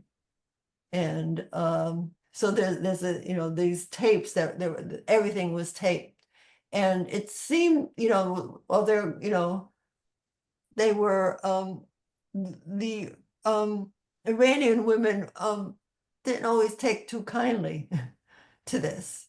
And you know, there was some, you know, there was some camaraderie, but they, you know, they thought, well, we could take care of our own, you know, like, you know, there's some came from on high and come and help me. So I didn't want to, I didn't like that. That book wasn't out yet, but that's what I was afraid, you know, to say something. This was the question. And so then, but then I realized that you know, you can treat the question of the veil. Yeah, I could say something about it. Please. Yeah, and that you know, because they pose it in terms of the image and Yes. yeah. And the thing is also, I also, you know, the before I think anyone was writing very much about Iranian cinema in the United States, um, um, uh, in Britain, in England, there were a lot of articles and there were a lot of conferences, and that was because of the, you know, the person who steered that was Laura Mulvey. And so she gravitated, and it was a kind of a too automatic idea that, you know, she had, well, you know, well, wonderful. They're not exposed to the male gaze, these women. And I thought, well, that's that can't be. There must be something wrong with this formulation, you know. So I thank you for saying that. With a world of respect for everything Laura Mulvey has done and stands for, including her interest in Kiarostami, yeah. that kind of interpretation, which aligns, and you have shown this in your book as well, and just for the sake of the audience, it aligns well with Khomeini and the revolution that said that we have to veil you in order to protect you from the objectifying male gaze and so forth, and to treat what most Iranians, clearly women in Iran, are treating as a symbol of oppression, as a resistance to the male gaze, is just a very odd reductive reading of it to me. Yeah. And because you have a much richer understanding of it, I would like to have your sense of what is happening now, because it's such a Iranian films for a long time have been sort of the avant-garde of a lot of questions in Iran. Genuinely ahead. I'm thinking even Mahmarbov's The Cyclist was definitely ahead. Now the question of the treatment of Afghan migrants is a lot more openly discussed. And in many ways, so many of our filmmakers were trailblazers, or they were breaking taboos in order to have conversations happen. And there are moments in your analysis where you discuss how there is a sort of a camaraderie or a diffusion in order to have some forms of resistance to it. To me, the veil remained, in my own mind at least, even the way you talk about it, as a problematic point in which we can show the tensions, the exteriority, interiority not being at all what one would expect. And then I watched a couple of the underground movies that have come out over the last year and a half. And there is an explosion of Iranian filmmakers who are trying to make movies by entirely disregarding the veil requirements. And they're trying to catch up to the woman life freedom movement. This is the case where the women are ahead of the culture, ahead of politics, ahead of the intelligentsia that resists oppression. The women in Iran have been well ahead, including taking the risks, including dying for it in many cases, such as Mahsa herself, and afterward. Can the veil, even when it's being problematized the way you do it, to what extent can the veil still be an interesting question in the future when the ones who were forced to wear it, do you think, are rejecting it at any point? They're not willing to redeem it. The baby and the bathwater were thrown out along together, as it were, here. Do you think there is a loss in that for the way you nuance the veil? I know this is projecting future, but I couldn't help reading the sections on the veil, think about how the women are ahead of us in this, in a way. And yeah. I don't know how to, yeah. Is it still, do you think it's still a meaningful signifier in order to shed the light we are talking about throughout this book? Or is it something that the protesters, the activists are changing the signifier, suturing it out of reach in a way? So you mean so that it won't be a topic, or so that it will simply disappear? The whole I mean, the thing is, the problem was the mandating. You know, the Shah mandated that the women couldn't wear the veil. You know, they couldn't go out on the street. So this is a problem too. It's not only, you know, and you know, it's the mandating of it that is, I think, the biggest problem. The mandating, I agree with you, but the hold it has culturally was very strong at the time. My grandfathers were, all my grandparents were devout because of their generation, and both my grandfathers stopped praying 6 months or a year after the revolution because they said, if that's Islam, I'm done. At what the revolution did. My grandmothers, who were both far more victims of patriarchy, they could not stop wearing the veil even when their husbands stopped praying because the hold was so strong on it. So it took a lot of probing in order to try to move the veil culturally to mean that we have to understand it as a symbol of oppression, not just when it was imposed from the Shah, but now that it's being imposed in the name of Islam, because it was forcing a kind of a divorce between the culture and and religion. This is why I was talking about how Iranian authenticity, when it comes to Islam, it becomes so complicated. And do you think that the dynamics of the veil, the way you have analyzed it, tell us that the movement is oversimplifying the question by saying we are done with the veil? Yeah, yeah, it'll linger for a time, but it probably will go away. No, I mean, I don't know what's going to happen, but Oh. I mean, it may lose a kind of religious, you know, claim, and it becomes, I don't know, style, habit, or you know, or what a cultural signifier, and then at a certain point we don't cling to the same, you know, cultural objects. I mean, yeah. Well, you talk about how it brought the possibility of being able to present oneself in public while remaining concealed. Yeah. So it was bringing specific dynamics here. Yeah. That I genuinely don't know if it's this kind of blunt rejection of it means that we have to rediscover ways of being public while concealing ourselves? Or are we trying to make a genuine shift of signifiers to say we have to change the meaning of public-private at this point?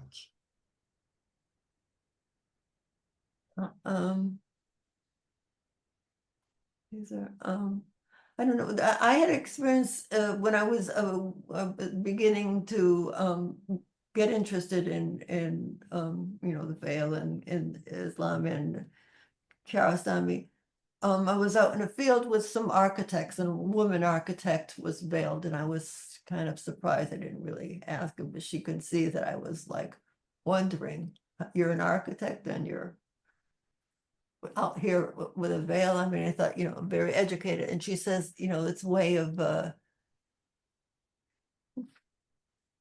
and it was clear to her it wasn't a religious thing to her. It was somehow beneficial for her. Maybe the people wouldn't stare at her, or she felt she had more freedom. And so I realized that in a way that there are many reasons why people would wear a veil, and you know, or not. And there have been, you know, the reasons why people women wear veils. A huge range, because I read a lot of you know, a lot of essays on this, and you know, there is no one reason for it. That's fair.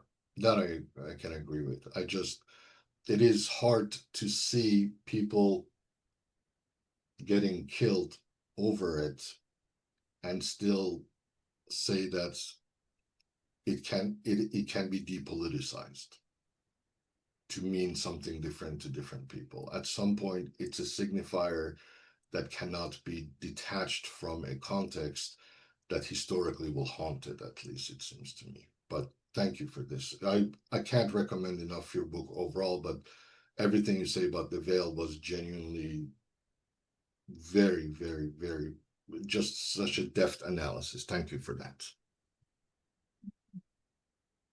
Nadia. All right. Well, thank you, Nadia and Farhang, so much. We're going to move to audience Q&A. I will abuse my privileges of being the host to maybe pose a question, if I might, Joan. I really loved the chapter on May 68, the emotional month. I liked it for a lot of reasons. Each sentence is very compact, almost formulaic commentary. It's clear to me that you've spent many years thinking about these problems that Lacan raises in Seminar 17. You talk about how sham jouissance, sham enjoyment, has introduced us to a temporality in which we fetishize our past and project an idealized version of our past into the future. And you associate that with identity politics. And I thought that was an interesting question about the temporality of politics and power. And you're proposing a new temporality, a new splitting of that. The question is, how does one split or extinguish sham jouissance, sham enjoyment? How does that happen? What kind of political practice is needed in order to do that? Other than, well, let's find the real thing, let's find the real enjoyment. This then introduces me, frankly, to Marxism, in the sense that, well, is the prescription of the wider thesis about sham enjoyment and the notion that we are riveted to it itself, it's a type of addiction, obviously, and we know this all too well with our phones and so on. But then the question to me becomes, well, how does one rid oneself of sham enjoyment other than through a consumerist framework? And that was one of my criticisms of Lacan's theory of the discourse of the capitalist, because he's not thinking subjectivity as much in the sphere of exploitation and labor and production, as much as he's thinking about it in the consumptive sphere, which is fine. That's still valuable. I'm not saying that he has to do both. But you didn't mention the discourse of the capitalist in that chapter, and you put all the blame on the university discourse, which I think is valid. So my question is, what do you make of the discourse of the capitalist, especially in light of the fact that many Lacanians are trying to make a kind of claim, right, that today's culture is overwrought with the discourse of the capitalist? Would you agree with that? Well, Yeah, go ahead. First of all, I wrote that essay because I was supposed to write something on Seminar 7, and what seminar is it? What seminar is 17, the other 17. side of psychoanalysis. Yeah. Yeah, 17. Yes, I was supposed to write something. And in fact, I didn't hesitate at all. I didn't think, what am I going to do? I thought, no one's going to, write about, this question of shame, because it's kind of, it comes as a surprise, I think, in that seminar. So I said, well, I'll write about this because no one else will. And,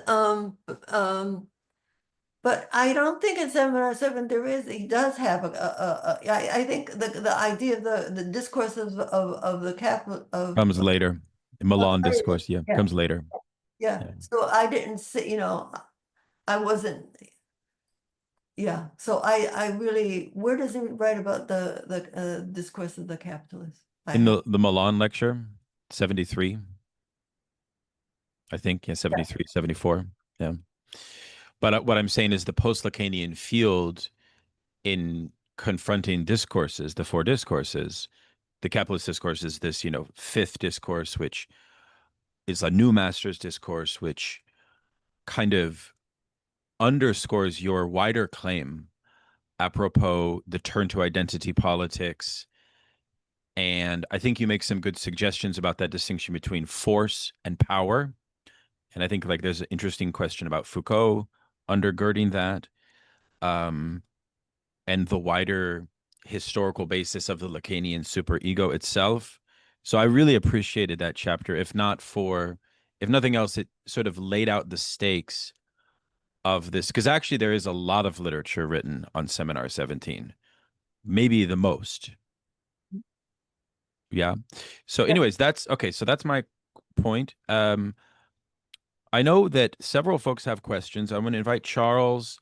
I'm sure that Clint, and I just want to encourage other comrades to appear and pose your thoughts. It can be a comment. It could also be a question. Is it Aditya?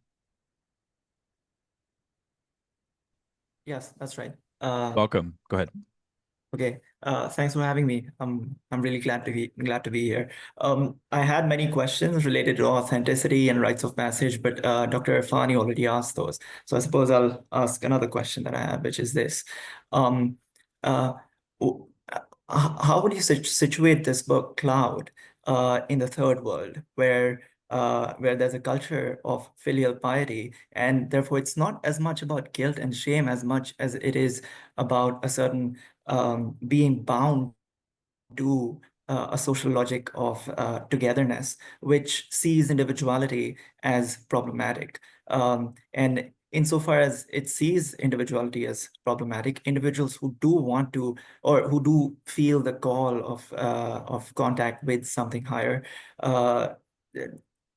they struggle to find a ground on the basis of which to heed that call, to heed the imperative be, as you discussed in your book. I don't think I understand the question.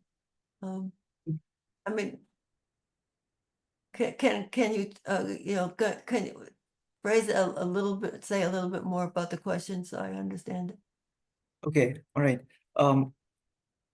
I'm from India, and although my family is financially all right, it seems that they're still subject to a certain notion of life which is characterized by an absence of the sense that there could be something more. There could be something more to life than just the usual participation in social life. And as such, when I speak to them about things that transcend that, they don't understand, and I don't know what to do about that. So in terms of your book, how would you respond to that question? What should an individual, or rather in such a position, how should an individual heed that imperative that you talked about in your book, be? To be. Yes. That's a really big question. I don't know. Am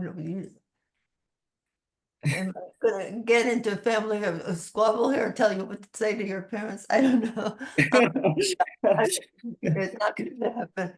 I don't, yeah, I think you should just let your parents be. No, Okay. you're I not see. gonna move them, but Uh-huh. it sounds like you came out all right.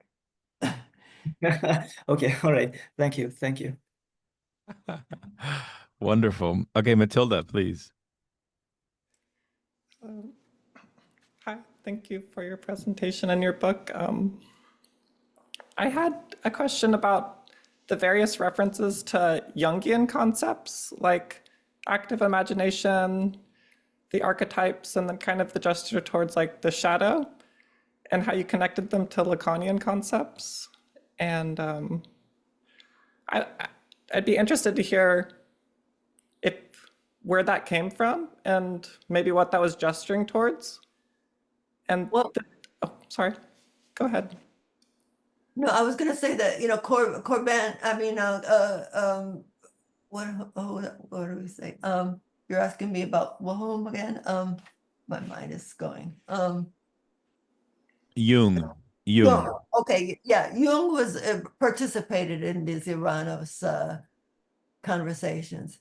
And there is someone in the United States who is a more Jungian. There's a Jungian reading of, Corbin's work. I mean,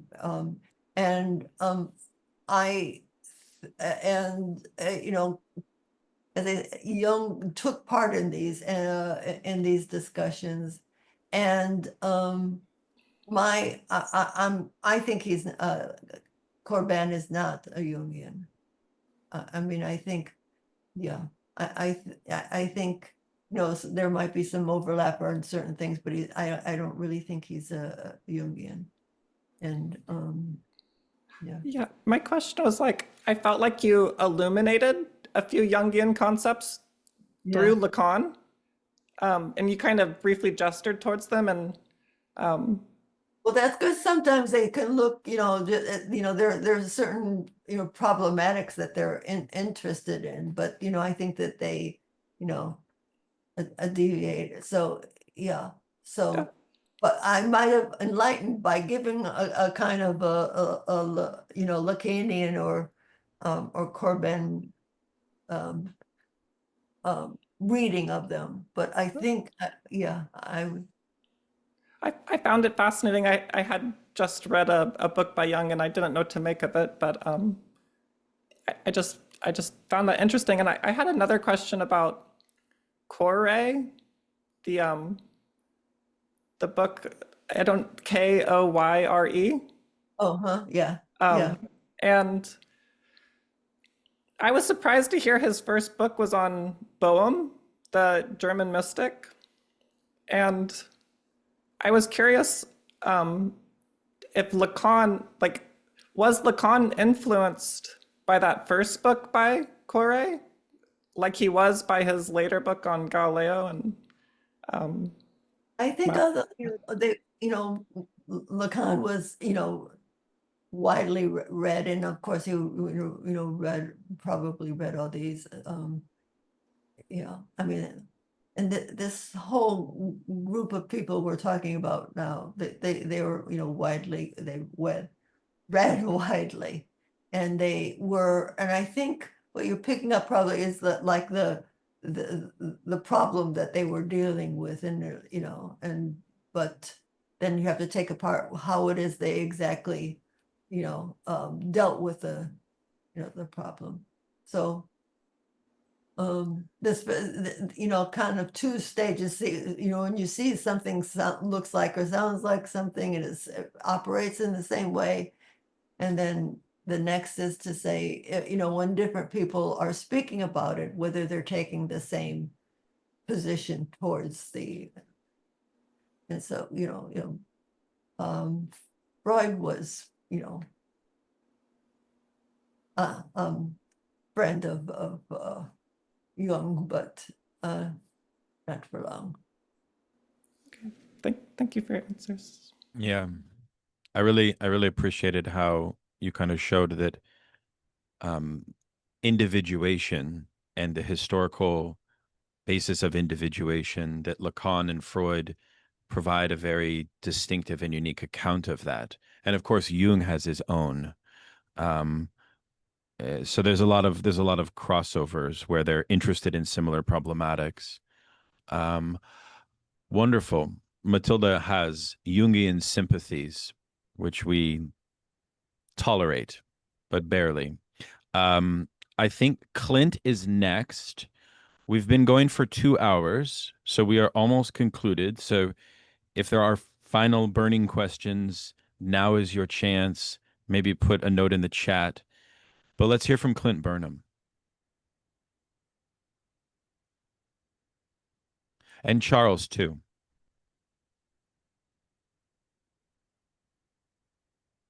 Your audio is not working for me, Clint. I don't know what's going on. How about now?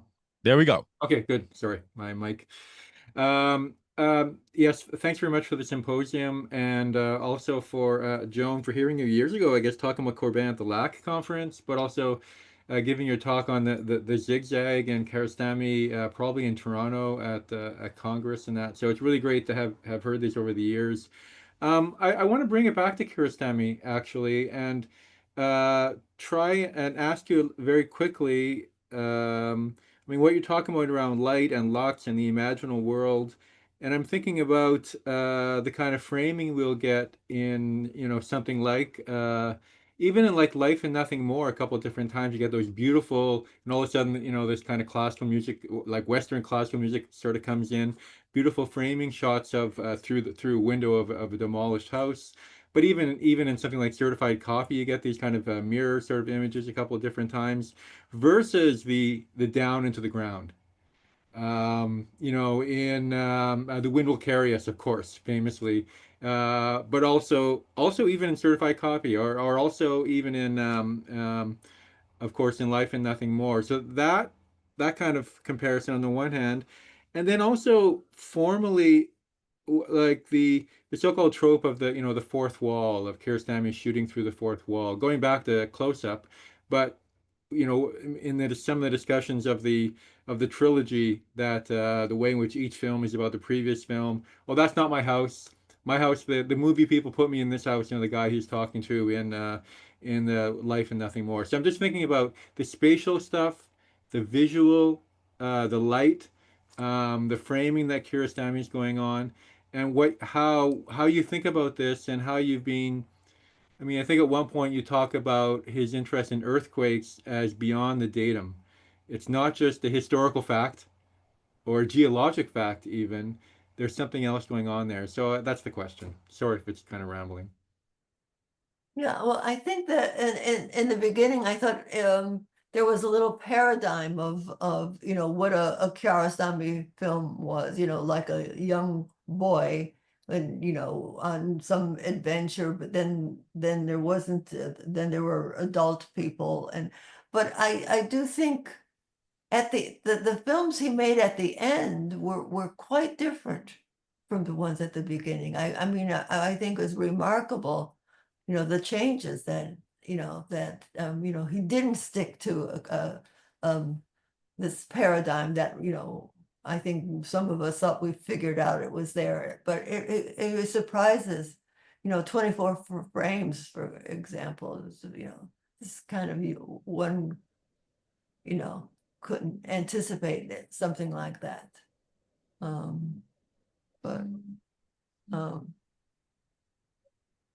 Yeah, I mean, I think his range is impressive, and it's also impressive. We just see him as a filmmaker, but he didn't see himself that way. I mean, he wrote poetry, and he did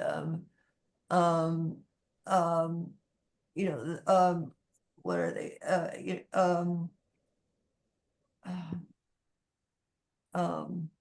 installations, that were, he a few installations. I would happen to be I was in South America someplace, and someone's told me, or at a conference, someone told me there was an exhibition of Kiarostami's work, and I was quite surprised to see these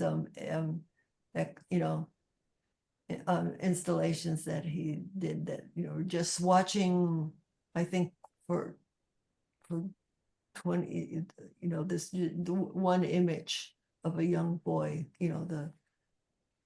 so his photography. Oh yes, his photography was, quite remarkable too, these landscapes. So Great, thank you. Charles? Hey, yeah, I haven't read the whole book yet, but I did get to page 72 last night. And I thought that was really interesting, the sense in which you were talking about Jambé, where truth is defined not the adequation of the representation to the thing, but the inadequation of man as prophet to the language of the divine speaker, the absolute subject supposed to speak.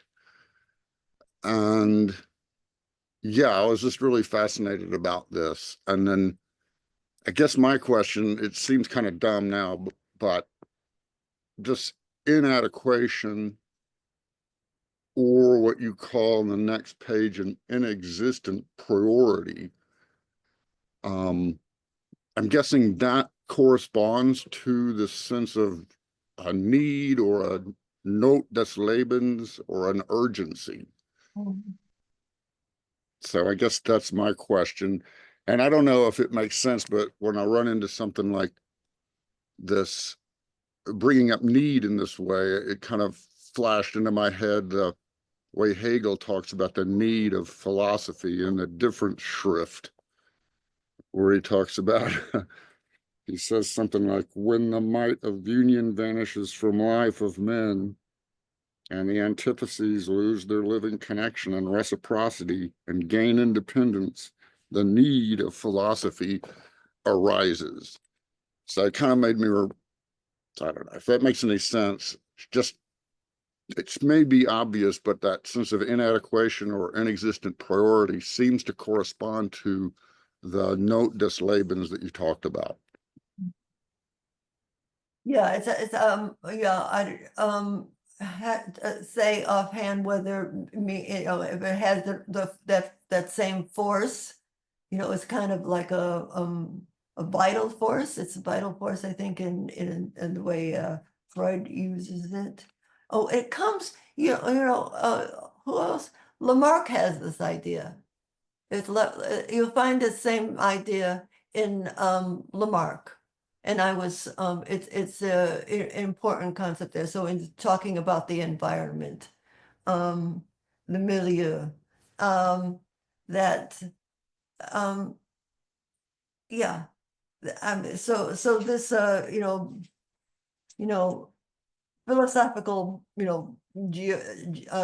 geography, this, or questions about that, I think, yeah, it's exactly the same idea, this idea of, this need, which is very precise. It's like, it's something that you can't argue with, that it's just there. But it's surprising to find, in Lamarck also, I think, I don't know if Lamarck the one who invented it or not. But I'm also wanted to say, I'm glad you mentioned Jambé. I mean, I was thinking I was completely alone seeing Lacan and then when I was reading Corbin, but then I find out there's Jambé, who is who put the two together. So Joan, did you like Christian Jambé's Maoist era text on 68 and sexual difference before he turned to Islam? Did you find that text? Because I don't think you referenced it. I think I did. It's called L'Ange, the one on the angel. Yeah. Well, maybe I didn't read that one. He read something else about. No, I didn't. Where is that published? It was a pretty prominent text. I mean, in the opening of Less Than Nothing, Zizek frames part of his whole political problematique of the problem of pleasure in reference to this text. But it had a touch of Islamic influence, but it was primarily in his Maoist phase. I think it was probably published in the mid 70s. So it was pretty old, maybe even early 70s. I'd have to check. So Peter Hallward has translated much of it for those interested. Yeah, and where did he publish it, Peter Hallward? He published it in fragments. I think there's only 2 chapters published. I'm happy to share it with you. Okay. But I think Jambé's problematic shifted once he fully embraced Islam and he moved away from his Maoist commitments. But at the same time, I don't know if Maoism ever leaves you, in a certain way, right? Mm-hmm. Marxism has a way of doing that, I think, to people, which is maybe one of its merits. Yeah, except of course, if you go reactionary. Yeah, I know Badu still, clings to Mao. The true last Marxist. Some people try to claim they're the last Marxist, but he has the true.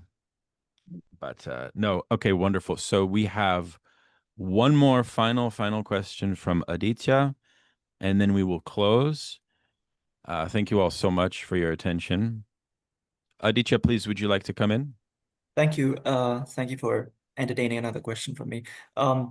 I see the coming into contact with the imaginal realm as a rite of passage unto itself. And as such, I wonder what it might be like to come into contact with the imaginal realm. So this is a personal question, Dr. Copjec. Could you shed light on your own personal experience of the first time you realized the truth of the imaginal realm in your own consciousness? Yeah, I don't know. I could say I'm a convert to all this.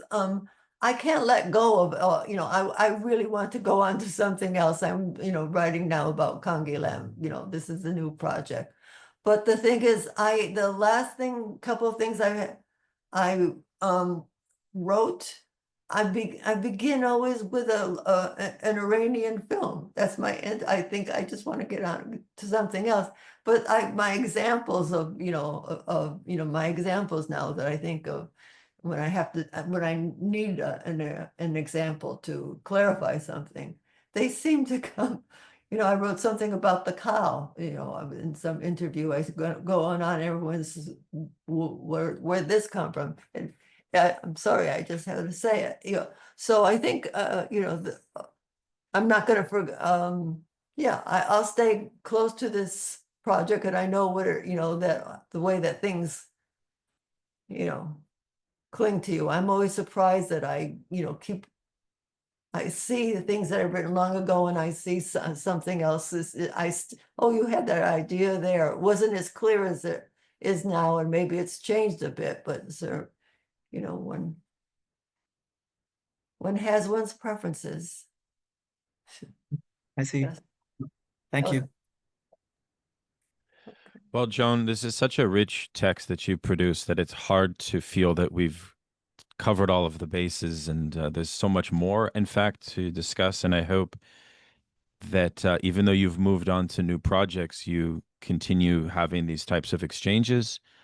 I think the text is technically available to be purchased. I got a copy that was a review copy. Is it technically ready from MIT to be bought? Yes, it is, and I don't think they're doing a very good job of it. It's out there. It's out there. Yeah, there it is. Okay, good. But you can get it. Yes. Well, we will do our best to give you a little boost as much as we can.